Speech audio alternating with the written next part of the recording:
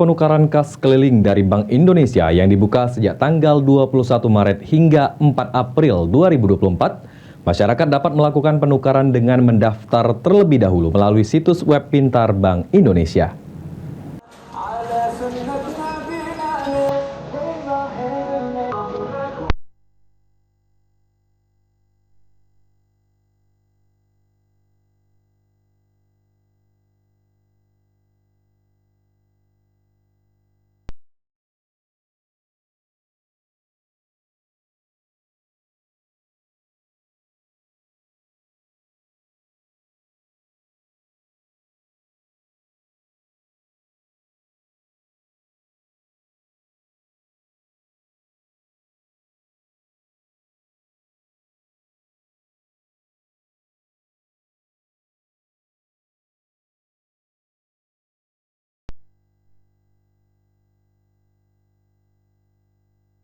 Persyaratan penukaran kita lewat aplikasi itu bisa diklik, dicari di www.pintar.bi.go.id.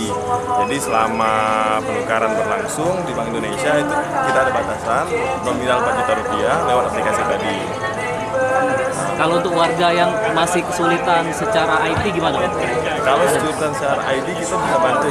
Jadi bisa hubungi langsung ke call center kita di Bank Indonesia untuk menghubungi itu, nanti dipandu dari situ.